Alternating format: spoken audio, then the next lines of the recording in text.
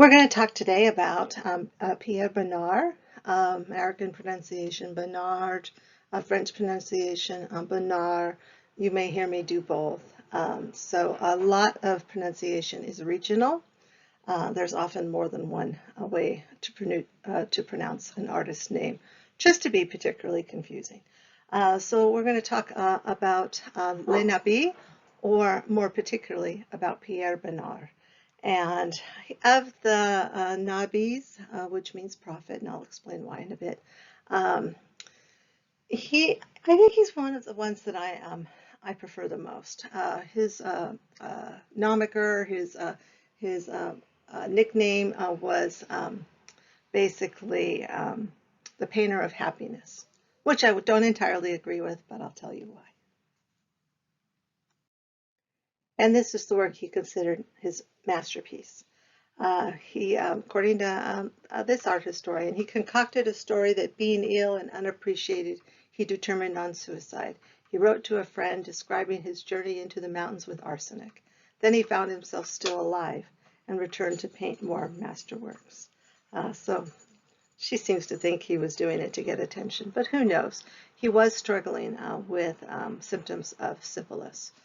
So he would have been out of his head sometimes. But the title of this work, and I very rarely make my students responsible for it because it's a tad wordy, is Where Do We Come From? What Are We? Where Are We? And it is usually in not capitalized. And sometimes there's slight deviations to that title as well. But basically it's where are we going? What are we doing? Who are we? And so it was those sorts of questions that he was asking. And it's a large work, 12 feet, kind of shows the cycle of life. It is to be read from the infant to the old woman. So you're actually reading it in a more Eastern way. So again, you're going to start from the right and then move towards the left. And a little bit of a Adam and Eve sort of aspect. You see the young man reaching for fruit. You see the young girl eating the fruit. And then you see birds. His work has also been described as symbolist. Some of his iconography, which means signs and symbols in art. So some of his iconography is elusive and kind of something that he created, but you certainly often see these sort of symbols of birds, fruit. In the background, you're looking at this icon, this sculpture, and you're like, who does this denote? I don't think it denotes anyone specific. It's very non-specific. His actual religious roots were quite religious. He was raised Catholic and went to a Catholic school. And according to one other art historian, I was watching a documentary the other day, he said basically that gets into your blood. And I think that's true. But he found parallels in the islands as well. So here you see those swaths of color, bands of color. He's not worrying so much about space. He's not worrying about creating a foreground, middle ground, and background. He is getting rid of a lot of the formalistic aspects of art. And Paul Cérizet is said to have had a painting lesson, and this painting lesson is sometimes called the Talisman.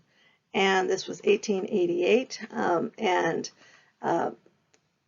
in Hebrew, the word Navi, N-A-V-I, means prophet, and Nabi is basically derived from that. They adored the concepts that Gauguin was teaching. They liked the fact that he was departing from traditional norms. Artist as creator, not an imitator of nature. So if you see a reflective band of water, paint that. If you see a tree that looks yellowish, then paint that. And so art should reflect emotion rather than the natural world. And so this was very much different than realism and different from Impressionism as well, although they certainly were influenced by Impressionism. But they're generally using deeper colors, although not always I'll show you a few of Viard's. So symbolism, synthesis of form and feeling of reality, and the artist's inner subjectivity. And so to help him paint this painting, Gauguin said to Cerisay, how do you see this tree? Is it very green? So put in some green. The most beautiful green on your palette. And this shadow, rather blue, don't be afraid to paint it as blue as possible. So he's emphasizing certain things in a very emotional way. So this was a new technique of simplified forms, flat color patches, and again, I don't think the depth of the painting is often differentiated that much as well. So you have to look real hard to see the trees and the landscape here. It is very abstracted, it is moving towards modernity, it is moving towards abstraction, and so, and he pretty much profoundly rejected mainstream society. And so he goes to the islands. So Viard is also one of the Nabis, and he created these intimist works. These intimist works were quiet, intimist pictures. They are kind of reflective. They often include his mother and sister. You know, he was living with them. And so this quiet world is what he's painting. Lots of very, very detailed, rather Victorian papers on the walls and details like that, kind of mixed fabrication, interest in textiles. Of course, his mother was a seamstress. And I kind of think they're looking a little bit towards ideas like this, of just painting what you know, painting a bedroom. And so in the 1880s, Van Gogh, of course, did this Vincent's bedroom at Arles. And so in the 1880s, they're also doing these bedrooms, but in a very different way. And they're also doing sitting rooms and sunrooms and dining rooms, very introspective. And at first glance, I think you make the assumption that this is probably a woman's work because the painter is painting the interior spaces. And men more often tend to paint the exterior spaces, landscapes, streetscapes, bars, cafes. And so this is quite different. So Les Nabis are doing something different than the other artists were doing. And so his works are very detailed, but they're not academic. They're not extremely finely painted. They're not done with a teeny, teeny, tiny brush, and every little thing is very, very detailed. Not at all. There is definitely the influence of Impressionism. But again, it's the domestic scene, domestic sphere. This was kind of a different content, but this is what Viard was known for. Woman seated on a sofa in 1906. And so he had a good relationship with his family. And I think you see that. And of course, they're sewing and they're reading and doing these quiet activities. And that's largely what he's capturing. His works often tend to look sun-drenched to me. There is an interest in light. There is an interest in shadow, like when he paints those darker rooms. But you often see these beautiful sunlit interiors as well. But there's, again, his work has a lot going on, and they're usually not very big. These are not huge works. Again, they're almost like peeking in someone's window to a certain degree. So he studies at the School of Fine Arts and the Académie Julienne. The School of Fine Arts was something that not everybody was able to get into. Not all artists were able to get in. So you had to have some very concrete skills. And the Académie Julienne was more relaxed. It was more of a meeting place for artists. It was a lot more open to new ideas and artistic freedom. So he meets Bonnard and other artists. And again, here's a larger view of that image. I don't know, I think that his work is beautiful. But you can kind of see the unfinished edges. So it definitely is taking up some of Impressionist ideas of just painting these quick studies, these quick views, and yet his work has a lot of detail as well. You can see that in the decoration in particular. So window, these beautiful interior scenes, very decorative. Again, intimist and intimism is a term that is in art history that is associated with the Nabi. Quiet, banal scenes, detailed, but again, sometimes the edges are a little soft. And VR, the window. These views of the windows are pretty common as well. Interior with Madame Hessel and her dog, 1910. This is at the Bristol Museum. Dogs show up in some of their works. You're going to see a number of them when we get to Bonnard. So his mother was a common subject. She was widowed, a seamstress, and they shared this Parisian apartment and with his older sister. And for a while, his grandmother was there as well. And it says it has a claustrophobic existence. There is that feeling of being in close, small rooms, yes. Angles are odd. The composition is cropped like Polaroid snapshots. And they sometimes feel kind of voyeuristic. Yes, I would think so. But here you're not looking at some young girl in her undergarments. You're looking at an older woman getting ready for the day. Aristide Maillol, most known for his sculpture, and only produced some painting. I think, again, most known for his really beautiful images of the female form that are usually pretty large and concrete. And he also sometimes produced allegories of these of mountains and air and basically these huge, very monumental sculptures that were done in lead or bronze. So this is a little different though than most people see when they see Maillol, and this is Landres's 1890s.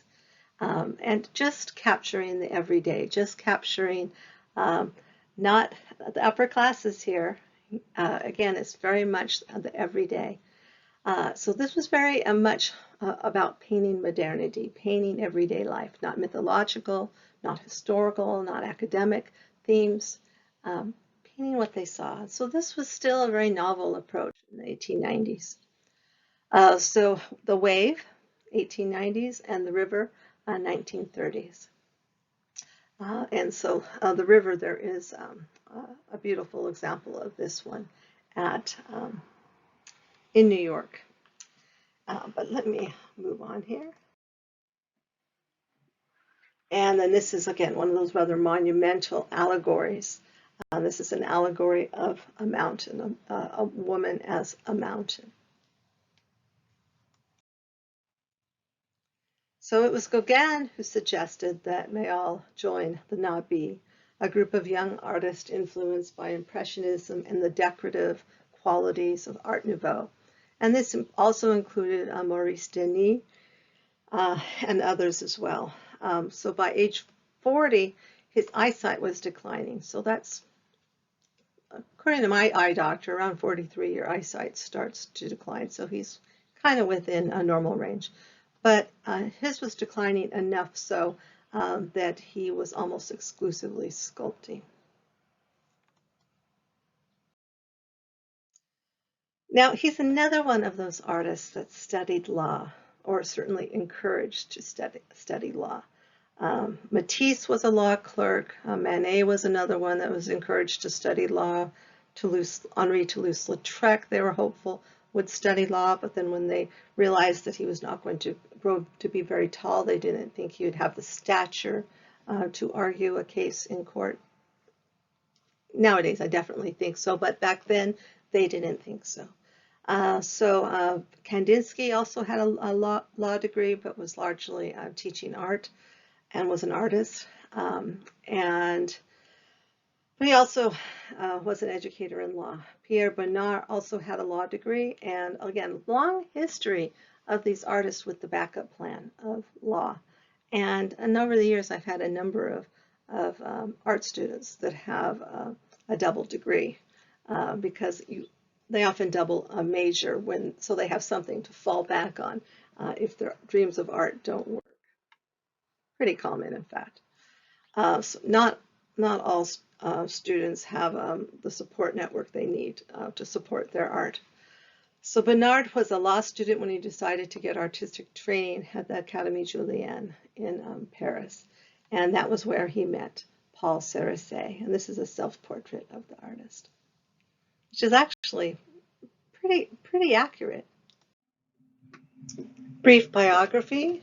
He was born October 3rd, 1867, again, right before the introduction of Impressionism, which was late 1860s and early 1870s. Especially known for stylized decorative qualities of his work, bold use of color, founding a member of the post-impressionist group Les Nabis. This was an avant-garde, edgy, cutting-edge group, and they were, of course, influenced by Gauguin, Hokusai. Hokusai was a Japanese artist, and there is some Japanese influence to their works. He painted landscapes, urban scenes, portrait, and he's particularly known for these intimate domestic scenes, particularly bathers, I shall say. It was poster making that actually put his name out there, though. The second poster, in fact, was extremely well received and very, very popular. Indeed, it was Bonnard that said to Toulouse-Lautrec, you should probably consider doing posters. And of course, Toulouse-Lautrec's work just took off. And I don't think it upset Bonnard at all because he was doing other things as well. And he was successful in his life. Pierre Bonnard was an artist that did achieve some success in his life. He lived fairly modestly. Even when he could afford a very nice house, he chose to live fairly modestly and quite contentedly for the most part, I think. Although there's many different ideas on his marriage, but we'll get to that. Pierre Bonnard, open window. So he often painted from photographs, from sketches, not from nature, which means he didn't have a model sitting there, generally speaking. He would do quick sketches and he'd bring them back and he would paint. And he didn't even paint on an easel oftentimes. Sometimes he would just hang them on the wall and paint like that. And, you know, kind of different. He would even roll up canvas and when he would travel, he would just pin it up on the wall and paint right there, in hotel rooms even. Quiet, private life, a sense of longing often seems to pervade some of his works.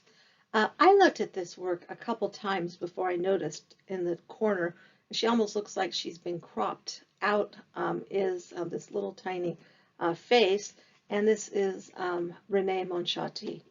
And this was a blonde woman who he was in love with, had an affair with, and he returned to Marta, who was, I guess you would call her the love of his life. But he also felt a certain responsibility for her, I think. And when he left Renee, only, I think it was within a year after Bonnard married Marta, she committed suicide. And I think that was certainly difficult for them, as it would be for most people. Something tragic like that would happen. But he was together with Marta for a long time before they married. So in that respect, they were a little bohemian as well. Red checkered tablecloth with dog. This red checkered tablecloth shows up in a number of works, which I think has a certain charm. And here too, this looks like Renee Monchatti to me. Checkered blouse, a portrait of his sister with her cat. And then there's another addition. You have that red checkered table with dog. I think this one's called Coffee. And again, there's just this little tray. The dark tray is almost a little distracting in the foreground since it's so dark and the rest of the palette is much more vibrant. And then there's just this little strip on the edge. We don't know if that's a wallpaper or some sort of decorative trim. It does seem to be copied in the area right behind the dog, so it seems like it might be some sort of paper on the wall or painting on the wall, perhaps. So he definitely had a thing for small dogs, especially dachshunds. They show up in his works for a number of years. So they think that it was several dogs that occupied his home. My little dog back there is making noises with her toy.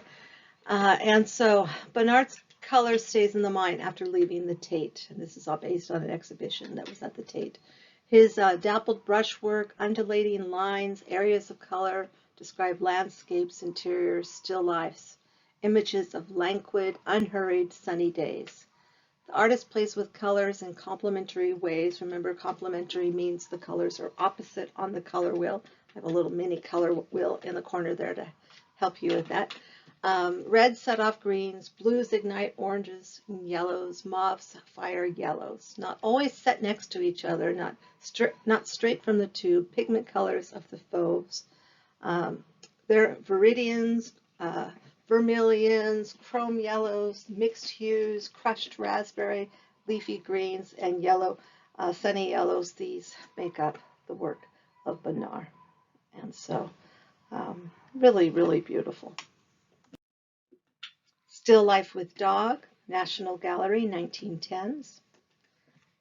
And then you also have another image of a young woman with a dachshund as well, sitting there at the table with a dachshund in her lap. Marta and the Black Dog. I thought this was a little bit curious because you don't see a lot of images of Marta with long hair.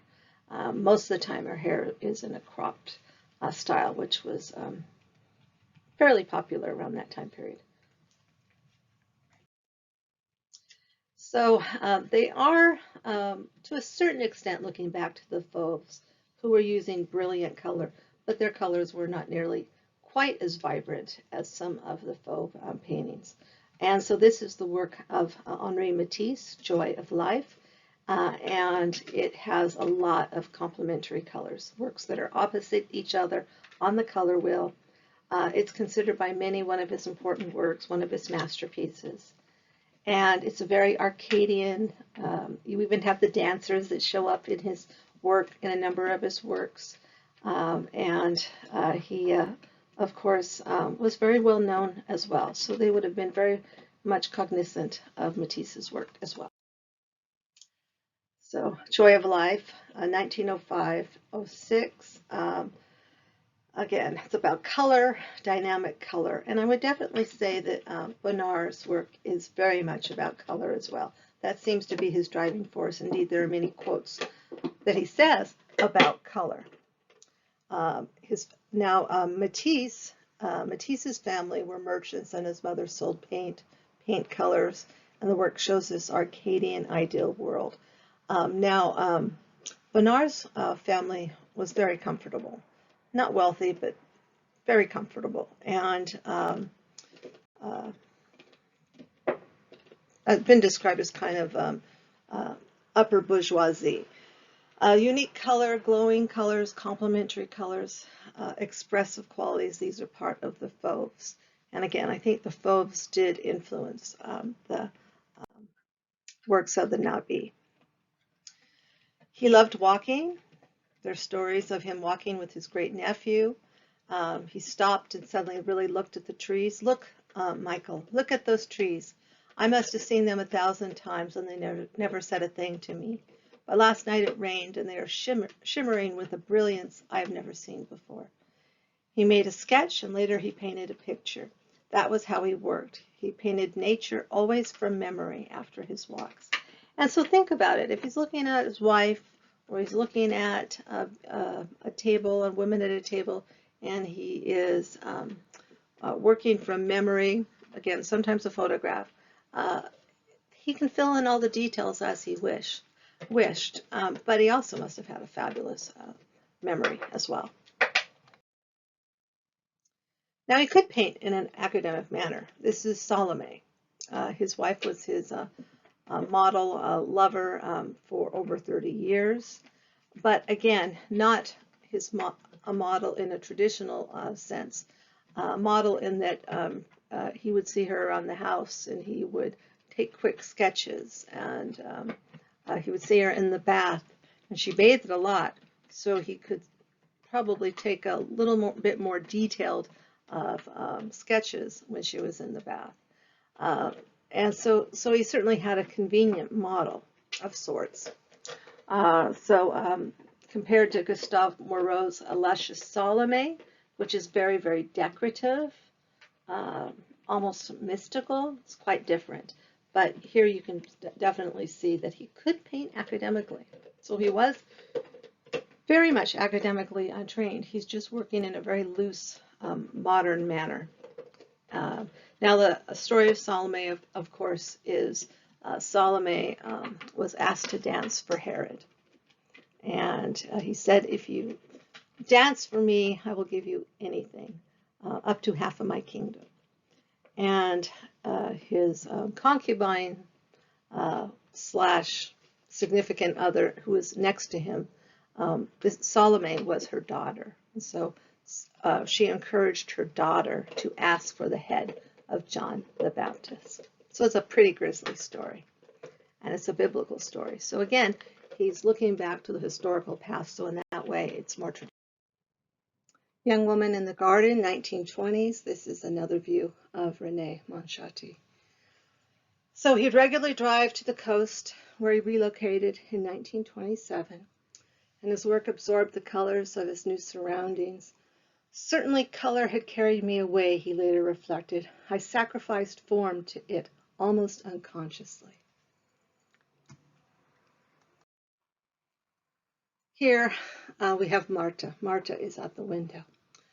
So his journey to the Mediterranean with its terracotta villages, dramatic light, these are things that are said to have inspired him. So again, he bought a modest home. In a village, he begins to paint with new energy, and again creates these bright, detailed landscapes and interiors. So he wasn't one that was in the habit of painting in plein air, outdoors.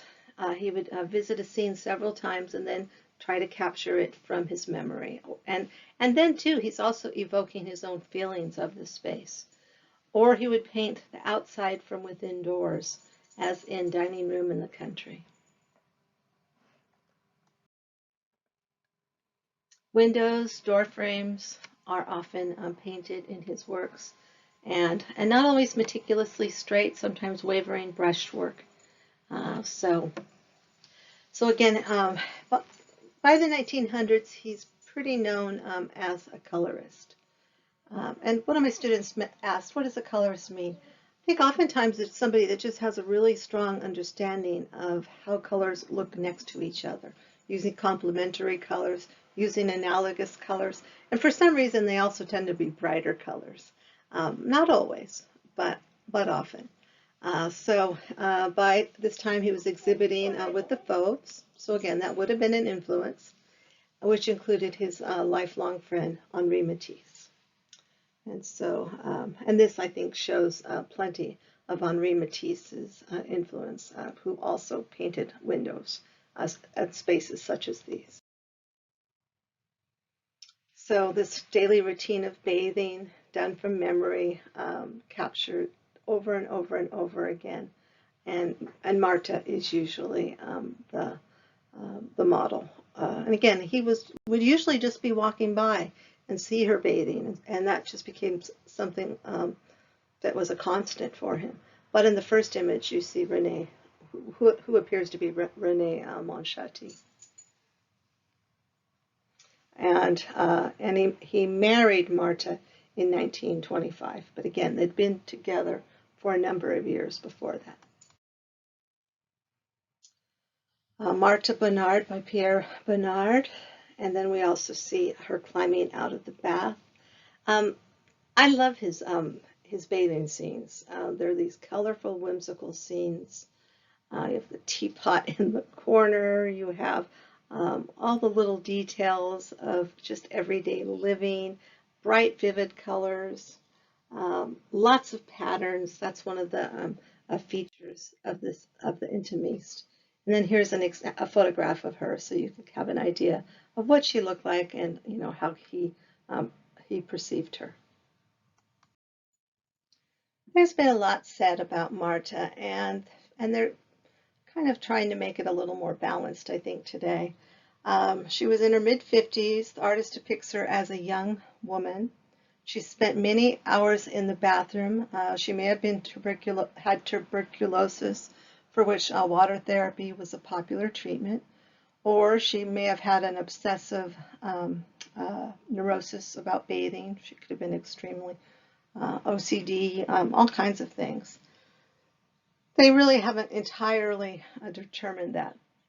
But the bathtub shows up over and over and over again in his work. But it doesn't look like she's having a peaceful bath. Sometimes she looks really quite sullen, sad. Picasso once privately dismissed Bonnard as a relic of the Impressionists. At the end of an old idea, while more forgiving critics concluded he was the archetypal painter of happiness. But again, I think they just had a very different style. I wrote, yeah, Picasso could be an idiot. I mean, that's true. I mean, I have pretty strong feelings about the man, the way he went through women, but he was an incredible painter. And not so much a colorist, I think. I think he was known for other things, but certainly stylistically, he really was always reinventing himself. He also, Picasso, famously said, "For me, there are only two kinds of women, goddesses and doormats." So, great. Unconventionally, it was only after 30 years of living together that they married. So, and this palette is a little bit more pastel than normal, but again, there's something really different, unusual about his images of Marta. And it's a puzzle. You want to know what their relationship was like, but I have a sense that there was a distance, that there was not a strong connection at all times. But I guess there's all that in any marriage. But in any case, you were basically, you get to look into their domestic world through many of these portraits. There were around 200 photographs in his possession. Again, not many by today's standards, but he did use them in his painting process. And again, he also painted from memory. Marta has a reputation in art history for being neurotic.